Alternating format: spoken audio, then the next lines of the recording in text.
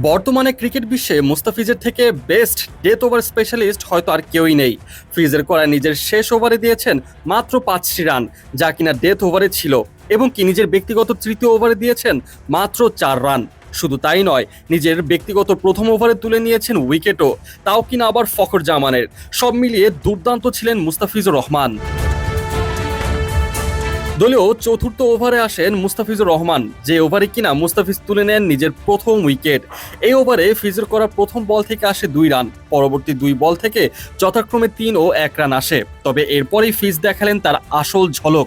Mustafizur Rahman out করে দিলেন ফখর জামানকে। মুস্তাফিজের করা বল ঠিকমতো খেলতে না পেরে ক্যাচ তুলে দেন ফখর জামান, আর তাতেই তিনি কুপোকাত। এর পরে 2 বলে মুস্তাফিজ অবশ্য রান দেন যথাক্রমে 1 ও 4। নিজের প্রথম ওভারে মুস্তাফিজ মোট রান দেন 11।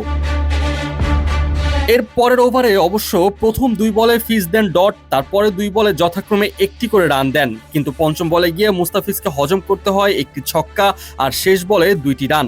এভাবেই দ্বিতীয় ওভার শেষে 10 রান খরচ করেন মুস্তাফিজ। ফিজের করা তৃতীয় ওভার ছিল একেবারেই কিপটে। তৃতীয় ওভারে খরচ করেন মাত্র 4 রান। প্রথম বলে সিঙ্গেল, দ্বিতীয় বলে ডট, তৃতীয় বলে ডাবল, চতুর্থ বলে আবারও সিঙ্গেল এবং শেষ 2 বলে 2টা করে ডট দেন। এভাবে শেষ হয় মুস্তাফিজের তৃতীয় ওভার। আর সর্বশেষ ওভারে মুস্তাফিজ দেন মাত্র 5 রান।